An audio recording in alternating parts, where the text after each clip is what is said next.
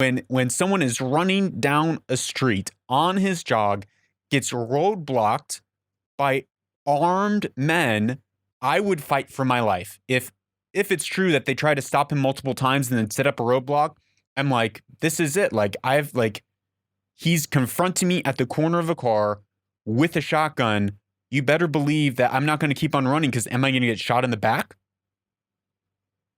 Yeah, that's entirely right. And that whole context of being blocked in, being barricaded, right, is why people are calling it, or one of the reasons why people call it the modern day lynching, right? Absolutely. And something else that I learned, Lucas, also, I actually have someone, a friend of mine who lived in that neighborhood or in that space or knew some folks that lived around the Brunswick, Georgia. And in February, he was in a friend group, apparently, that was passing around this video. No. And so if you lived locally, they were actually passing around the video. But here's the thing that's actually interesting. They weren't passing it around as though they were appalled by the fact that a black man was killed. It was like, oh, look, this is a funny video. No. Welcome to the Lucas Skrobot Show, where changemakers uncover purpose, take responsibility, and own the future. I'm your host, Lucas Skrobot, and today we are talking with Branden Polk on the Ahmaud Arbery slaying that happened back in February 23rd, 2020, but it took 2 months for it to come out in public. Branden Polk is a longtime friend and host of the podcast Behind the Scene, a podcast that explores racial identity prejudices and how we can break those down within American society and global society, that we might be able to actually see one another for who we are, not for our skin color, but for our humanity. And so today on the show with Branden Polk, we discuss what has happened in Georgia with the Ahmaud slaying, and we really break down not just what happened. We don't just break down the facts and the legal precedent, but we're actually we take it a step further of how do we then carry ourselves in the world? What is the responsibility that you and I, whether we're from the subcontinent, whether we're from the Middle East, whether we're from Georgia itself, what are the things that we need to take responsibility for in our lives? How do we learn and apply what happened into our everyday lives? So without any further ado, here is the episode with Branden. Branden, thank you so much for joining us today, and to specifically talk about Ahmaud Arbery, who, if you don't know, for those of you who don't know, who was brutally slain 2 months ago in a killing, and we're going to get into that. But Branden, I appreciate you coming on the show today to talk about this, to give some insight, and to bring it past just the political immediate ramifications and the hot topic story, but really want to bring it past all that, really into a personal application and understanding of how we can not see this happen again, and how we can not become part of this problem, how we can see ourselves thinking and interacting with people differently. So Branden, thank you so much for being here today.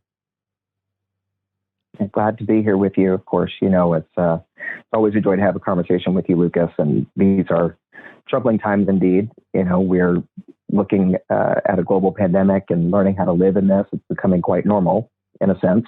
And that doesn't keep other tragic things from happening. And I think that this is part of the frustration about all of it, is that, whether it's the suspension of healthcare during this time and other people who are suffering from other illnesses, not just the coronavirus, right? Or tensions that are being fueled in state houses or in demographics across the world. Likely people want to be out, they want to be free. And then you get out and you're free and you're jogging in your neighborhood, and it still seems like you're not free enough. It's still possible to be thought of as a burglar or as a something else other than what the powerful are, and someone makes a decision that they're responsible for making a citizen's arrest, holding you at gunpoint, not just one, but two, and somehow the people or the person that ends up not being alive is the one without the gun, right? So yeah, this is, it's an interesting juxtaposition right now. I think it's just pure insanity, so many levels. But let's start off by running through the facts of the case. It happened February 23rd. Ahmaud was on his weekly jog. He would always jog, daily jog probably. And someone spotted him going into a construction building. Now, apparently, they said there was a rash of burglaries in the neighborhood when really only one had been reported within the last month. Someone called 911 saying, "Hey, we saw a guy in an abandoned construction site." 911 asked, "So they're breaking and entering right now?" And the person responds, "No, they're not breaking an entry. They're on an open construction site, but they're sure that he was seen on some grainy video from however long before." And then two cars pursue him, three people, vigilantes. And now, Branden, in the state of Georgia, it is legal for a citizen to make citizen's arrest, right? They're able to make citizen's arrest under certain very limited conditions. Those conditions being that they witnessed a crime taking place in their immediate presence that they're immediately aware of. And so if the two, the father and the son, ex-cop and son, heard about it but did not actually witness it, saying, "Hey, someone's committing a crime down the street," they would not actually be able to then chase someone down on the street. They would have to have the immediate awareness of it. Which is this? It seems like this is where the case is going to all hang on, whether there was, whether he was committing a crime and whether they did immediately witness it and it was warrant enough to make a citizen's arrest. So that's the first part. Then, both these people call 911. They get in their car. The ex-cop father and the son grabs a shotgun. The father grabs a pistol. They get in their pickup truck. They chase him down the road. And now they try to pull him over and say, "Hey, we want to talk to you," which again is illegal in making a citizen's arrest because there's no permission to question. And if you have to question someone, that means you did not actually know that they were committing a crime. So again, there's another sign that this was a definitely botched citizen arrest by vigilantes that seemed to be eager to, fulfill their past fantasies of their police work.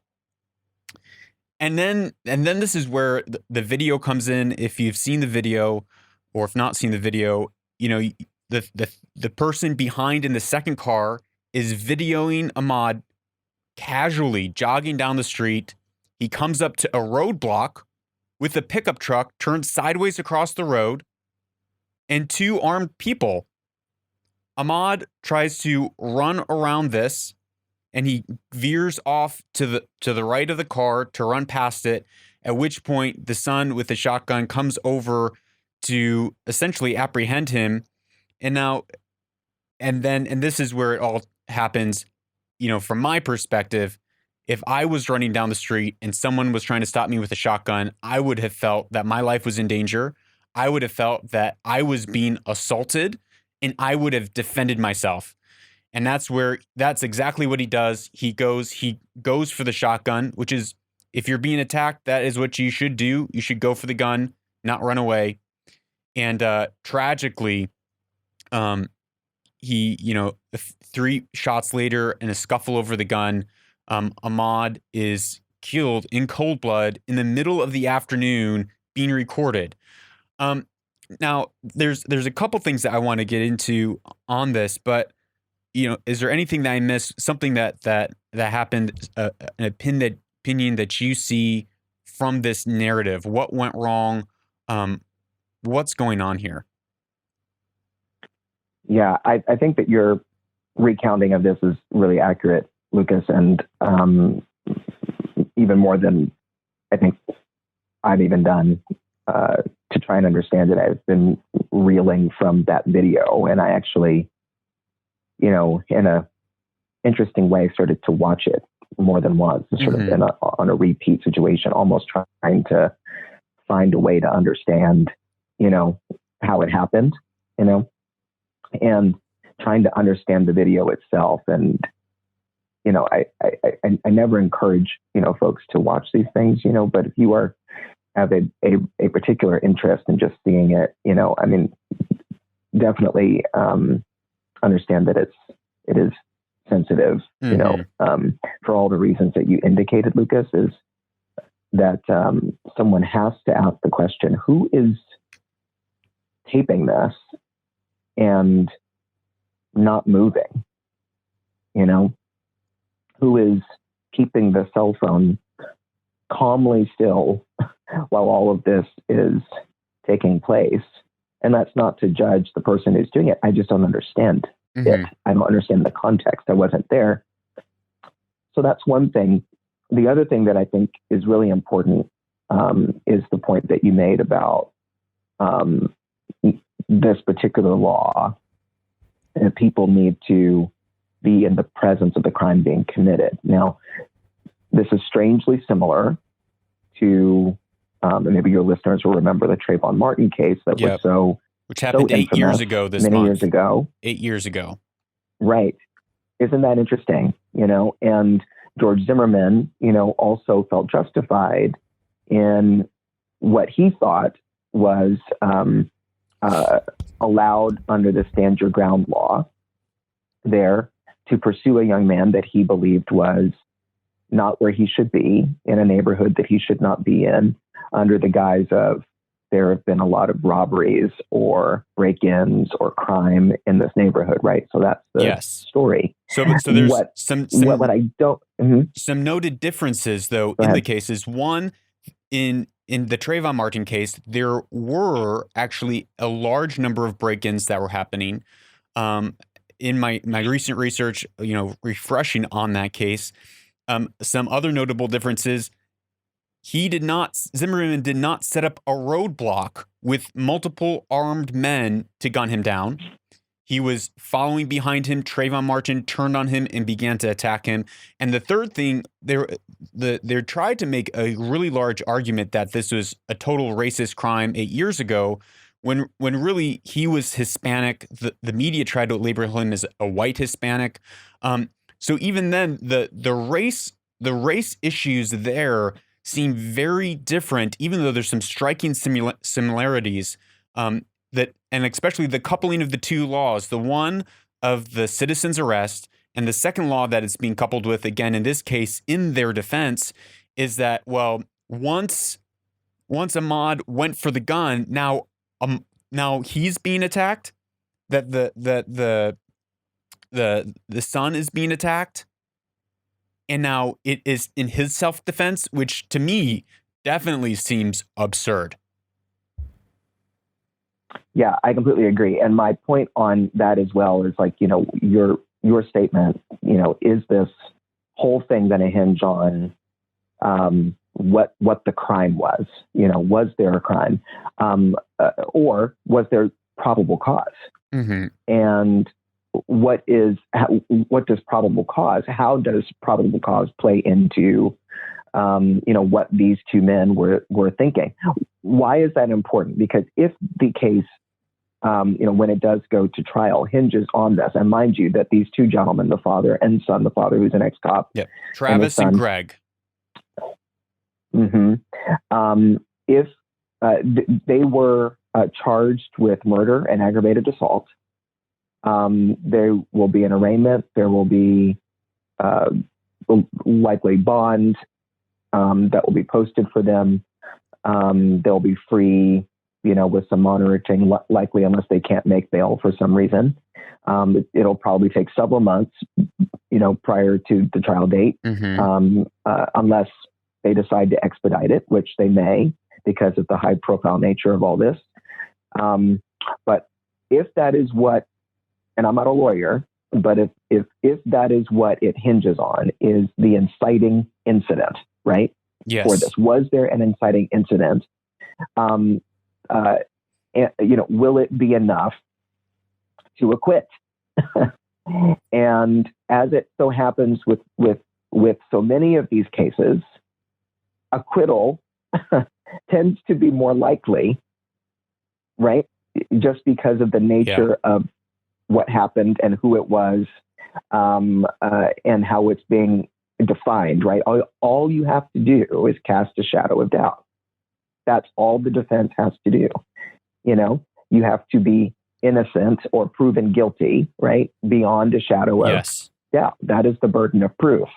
And that's a lot of what, a lot of the general public doesn't understand here in the West, is that there's still a legal burden, but that burden is on the prosecution to prove this, beyond a shadow of doubt. And the defense has less of a job there, like they could easily cast aspersions, on Ahmaud, right? If they wanted to dig into his life, dig into his family. That's definitely going to happen, and find, where he was arrested for pot, maybe, I don't know, whatever it was, or where he didn't make a straight A when he was in school, or whatever it is. He has a couple things far back on his record. One, taking a handgun 5 years ago, being caught with a handgun at a high school basketball game, I believe. And then shoplifting, maybe in 2018, I believe. So he has a couple really minor things on his record, which really should have no preview on what happened when he is jogging down the street. Zero preview on what's happening while he is jogging down the street. And so to your point about them being acquitted, there again, is it hinging on, is this a false imprisonment? Are they trying to kidnap him because they can't legally arrest him in this case? And which seems that the prosecution might be able to argue that, well, based on the fact that they are trying to ask him questions, they're not just following from a safe distance until the police show up. They're trying to stop him and ask him questions. That would appear to me that is false imprisonment. And so you're now committing assault and battery while committing a felony, and then ending up in what could be considered accidental death, which is first-degree murder, I believe, rather than getting a possible manslaughter if it's proven that it wasn't, or that it was a legal stop. But I don't think you can, in my opinion, I don't think you can, if they're trying to prove that he was attacked and he was standing his ground. And so another very infuriating thing about this case, which I think is the real reason that people are talking about it, is because it sat for 2 months. The recording was out. The police had the recording for 2 months until this weekend, when it went, vastly into the public, and the public demanded an arrest. And so the father used to work for the police, and it seems that because of that there are multiple people, including the district attorney George Barnell, who recused himself from the case, saying that he had too much personal involvement. But he writes this letter, George Barnell, the district attorney of the Waycross Judicial Circuit, writes this letter essentially saying that Arbery attacked Travis, I believe the son, and because of that, there was not enough evidence. There's not enough of a case to try them, which to me, it seems like, rather than it being, as on the police side, rather than it being more of a racial thing, it seems more that they're trying to protect their friends. Yeah, that could very well be the case. And, what I don't know is who released this video. And it's spliced, right? The media releases it. I don't know what happened leading up. Like, there are certain parts of the video that I don't know. I don't know what happened pre-video. I don't know what happened after the video cuts off, right? And so that leaves me. I'm always really, really cautious about wading into a lot of the details, about Was he attacked? Wasn't he? But what I can tell you is that if I had two guns or shotguns pointed in my face, yes, I don't know how I'd be reacting, fight or flight. Like, I don't know. And the reality is that there's so many different options, right, for these two men, for these white men. Even if you were attempting to perform a citizen's arrest, you could have followed, you could have waited, you could have kept driving. Yeah. If you thought that this person was resisting, absolutely, you could have just gone to the police, given a description, right, and let that be it. Especially if he was just running. He wasn't running fiercely like he was running from someone or running to someone. He's not carrying, a big television or something out of someone's house. If he's burglaring something, what is going on here is that there's a bias. It's fueling a yes, decision-making framework yes, in a certain way. Yes. And then it's fueling the psychological sense of we must exercise our power that has been given to us by the state, right? We in their minds, so that we can hold this person up. Here's like another thing that let's just say they get into a tussle with the shotgun. Have you ever heard of a safety? Have you ever heard of like keeping a safe distance away? But then, so that's one thing. Keep a safe distance away from someone that you feel like is dangerous, right? If you're so concerned about whether or not, who's the real oppressor here? Absolutely. Who is the real aggressor, right? Absolutely. Like you were the ones with you set up a roadblock. Shotguns, with the bullets. Right. It's insane when you think about how many different steps and decisions could have been made, and sort of blame it on the adrenaline. How about I actually call it what it is or what it may be, right? What is more likely is that these people, their relationship to power and looking at someone that they thought they could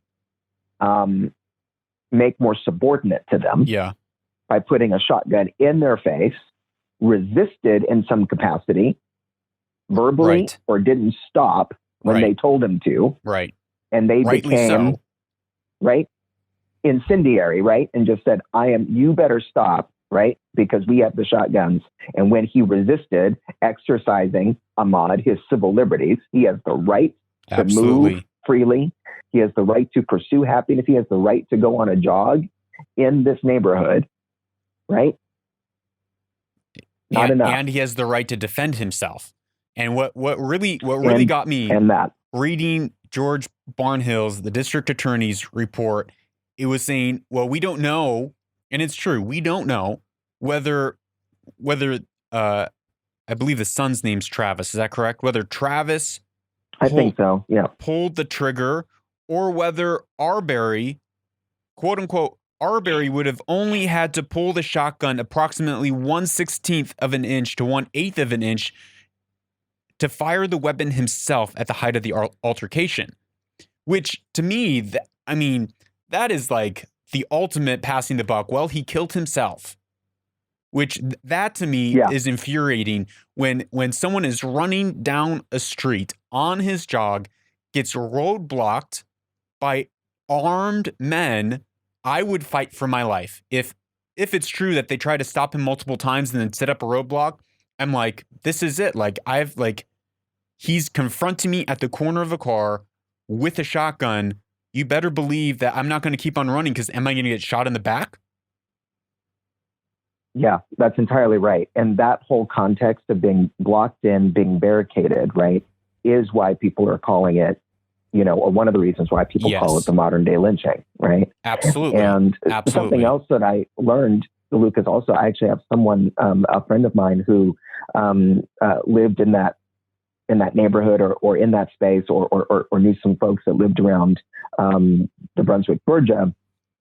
And in February, he was in a friend group, apparently, that was passing around this video. No.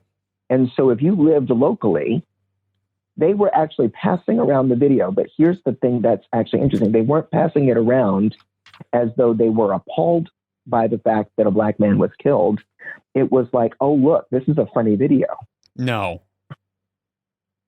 Yeah. I literally just discovered this last night, talking to, when I was hanging out, some friends locally here in Washington that are from Georgia, and they said that this is what happened. They're actually embedded in that neighborhood down there, and I thought that was so. It was being passed around under the guise of, this is a funny video. Haha, look what happened. Haha, look what happened. But they likely didn't understand what was going on. They understood what was happening. They understood that it was a white man and with holding a gun and a black man being shot. They understood that. And somehow they didn't make the connection, right? I mean, you have to, it's crazy, right? You can't even fathom it, right? It's absolutely ridiculous that I'm even telling you this. I'm not pacifying it. I'm not giving them an excuse. I'm literally just trying to describe it, that it didn't click for them, that they were watching a video of a murder and should have been alarmed by it. I mean, I'm speechless right now. I do not have any response. It is beyond me to think that that a group of people could pass around a video, whether they knew it was connection to this specific incident or not, and not be appalled by watching someone die in front of them, watching someone being roadblocked by two men, one on the, it's not just two men inside of the car. It is, a big guy with a pistol on top and the back of a pickup truck, which, as you said, that sounds a lot like a lynching to me. Yeah. And mind you, this is also one of the reasons probably how the video got leaked, is that they weren't passing it around 2 weeks ago. The video was being passed around in February when the murder happened. Yeah. I mean, the police had access to it. And so imagine, it's actually very insane to think that something could be passed around locally and still have secret shame attached to it, that people don't post it on social media. They just keep it within their community. Yeah. I think you're starting to see, I love how appalled you are, because because you have to think about what's going on in a particular community that's helping to fuel what actually ends up happening, right? That gives these two guys this sense of justification in what they're doing, right? The fact that the video, I mean, that's a manifestation. The fact that the video exists, right? And people are passing it around, is a manifestation of a permission, right? That's going on in that particular part of the country, of our country here, where these thoughts and these behaviors have likely been going on for a very long time. People are probably being called niggers and whatever else, and doing it in open public, and, or whatever else. I don't know. I'm not there. I'm creating a story in my mind about it, about, and trying to make sense of what could allow for such a social permission, right? For dehumanizing other people, Yeah, because it's, I was reading that, the father and son would be seen around in public, laughing, having a great time. And so it seems like it was something that was not, I don't want to say socially celebrated. I can't speak into what was actually happening, but just from what I've read, it gives us the impression that this was by some in the community, saying, well, they were well within their rights, clearly by the statement from the district attorney saying they were within their rights. It was a tragic turn of events, but based on these number of laws, they didn't break the law. And so there's been criticism. The biggest criticism that has happened is that they were not arrested sooner, and it took this massive public outcry. People then pointing the finger to the police, saying, well, this is the police's fault. See, the police are corrupt. The police are covering it up. But I read a statement from the police, and I think it holds water, which was, we were going to arrest them, and then we got called by the district attorney to say, there's no one to prosecute these guys. We don't have enough to prosecute them. We're not going to prosecute them. Don't arrest them. And so they were saying, we were going to make the arrest, but how can we make an arrest when we have no one to prosecute? Yeah. I don't trust anybody. I don't trust what they say, and I don't trust the DA either. Well, I don't trust the DA. That's everyone, for sure. Because, definitely don't trust the DA. I mean, they've had 3 recusals on this whole thing, but I don't trust law enforcement either. I mean, it's not that and I mean that not holistically. I generally speaking, I trust law enforcement, but these folks are incentivized to lie right now because of the media attention. Right. So telling me that you were going to make the arrest, but there's no arrest doesn't put you in a principled position. Right. True. So just because the DA tells you don't do it doesn't mean that you don't do it. You know what the laws are. That's your job. Your job is to know the law as law enforcement. It's not only the DA. You go to another DA. You go to another ADA. Right? But that didn't happen. They just let it sit.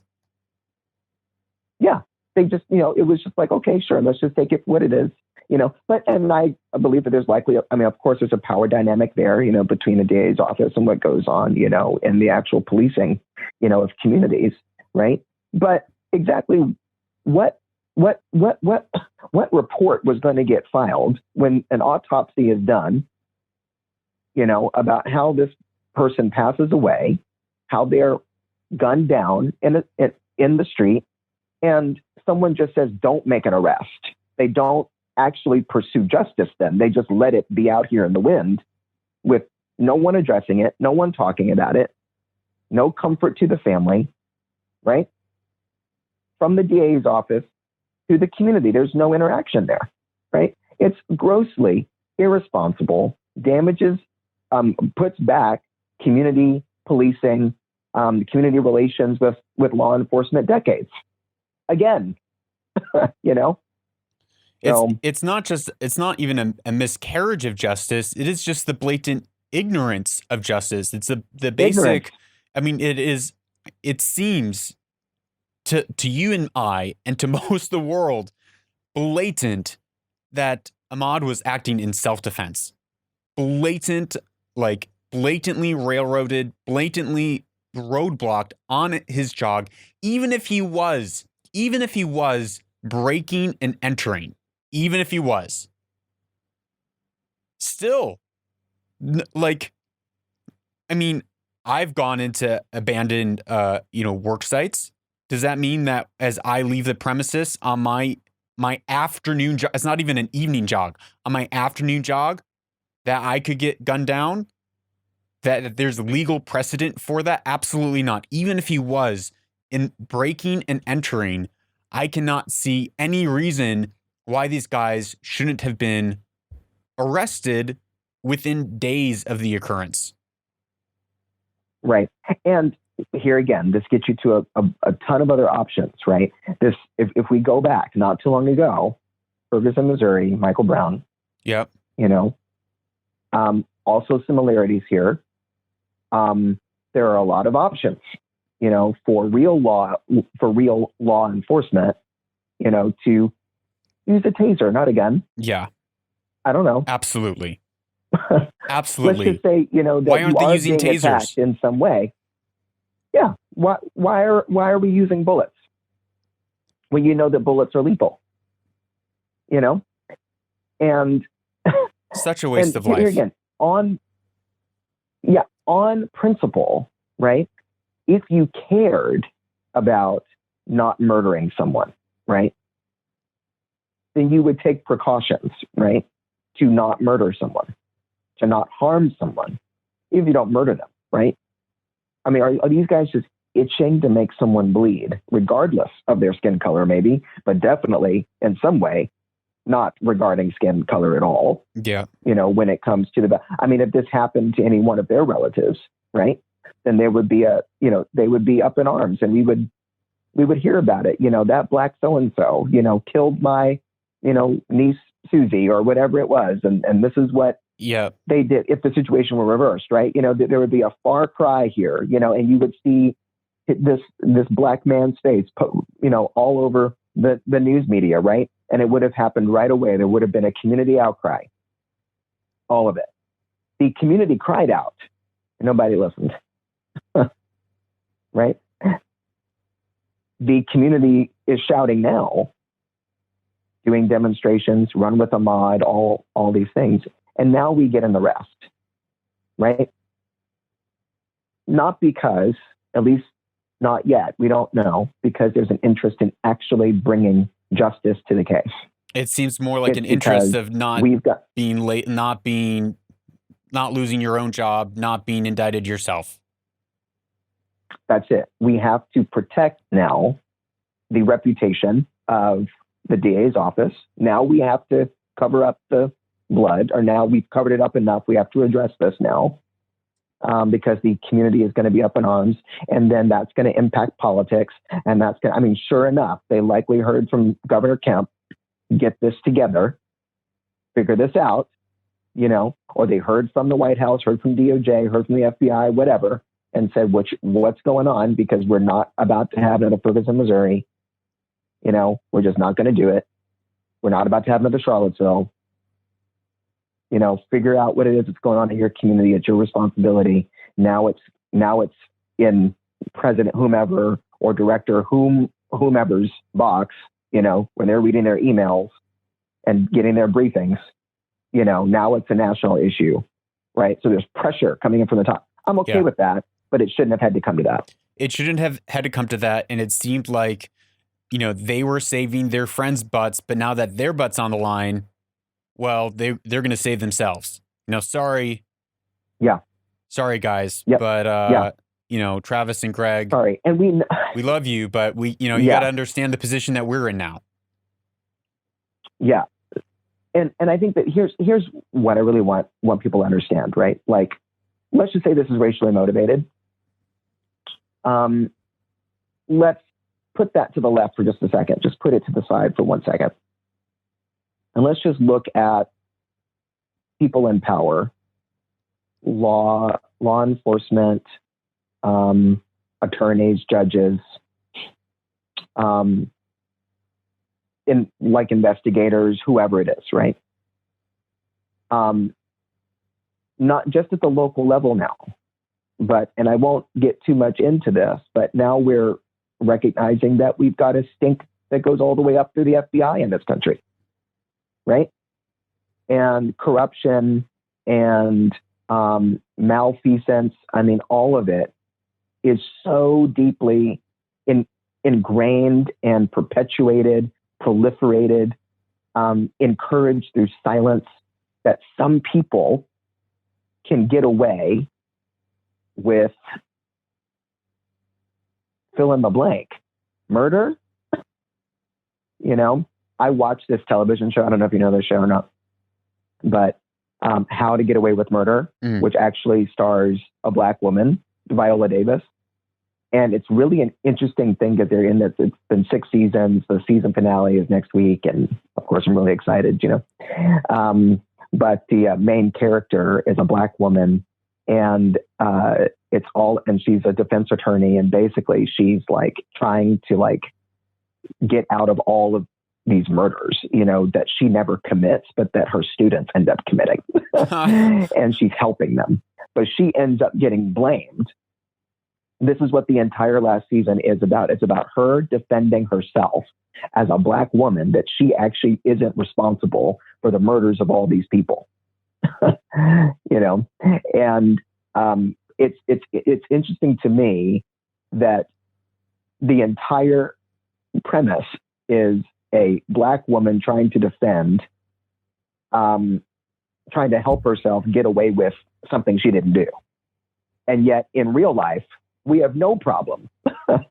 People that shouldn't be able to get away, from stuff that they're doing, are getting away with what they do all the time. And it's completely ironic. It's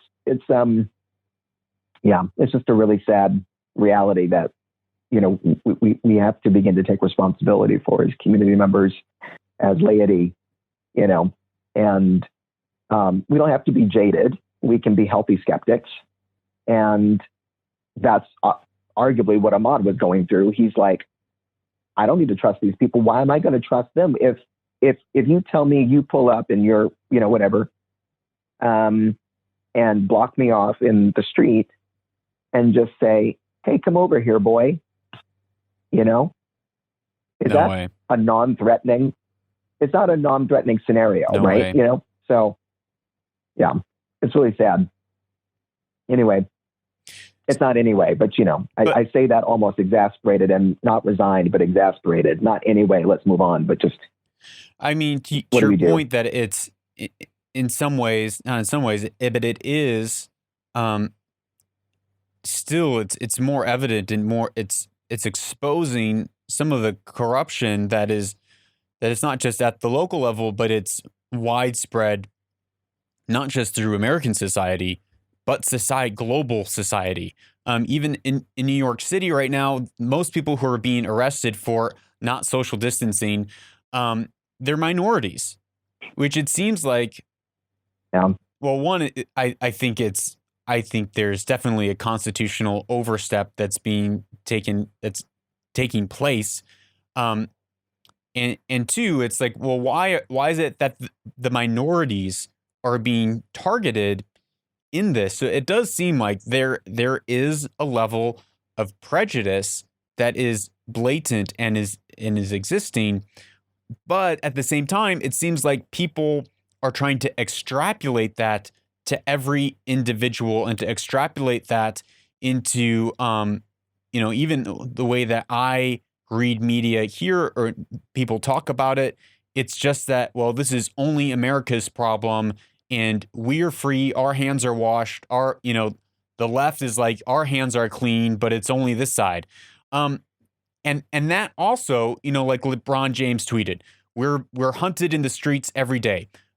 Okay, that isn't exactly true. There was a time where African Americans were literally hunted in the streets every day. Literally hunted. Absolutely, but that is not today. So to try to extrapolate and make this correlation to say that we haven't progressed at all, it seems, and pointing the finger at everyone who is not a minority, I think is a gross, it's just an untrue, it's just categorically untrue, especially when you look at other minorities such as the Irish and the Polish throughout American history. One of the biggest lynchings in America was against Irish people. And so I think that the question that I want to get to and what I want to continue to discuss moving forward is that it's not just racial prejudice against African American, though that is extremely prevalent in America, but it is prejudice against other tribes, other sects, other races that are different than us, that are not just present in America, but it's actually a global issue that we face and that we're seeing happen everywhere, not just in America. We are out of time for hour 1 of the show with Branden Polk, but stay tuned for hour 2, where Branden continues to break down how being a keyboard warrior in situations like this, concerning whether it's racism in America, the lockdown in Kashmir, the Uyghur people in China, and the Gulag camps that are going on there, that it's not just enough to be a keyboard warrior, but there is a specific step that we need to take beyond that. Otherwise, we are still part of the problem, believing that, well, I'm good, I don't have these issues, I'm not like those people are evil, I'm not, when that isn't true. And so stay tuned for hour 2, where Branden unpacks the applications of everything that we've been talking about in this first hour of the Lucas Skrobot Show. And after that, I will be giving some of my commentary, my thoughts on this episode with Branden Polk, followed by a segment, Weaverloon segment, where we glean from ancient wisdom of how that affects and can be applied to our everyday life. I'm Lucas Skrobot. This is the Lucas Skrobot Show. You are a change maker if you stand up and take responsibility. I'll see you over there at the second hour of the episode.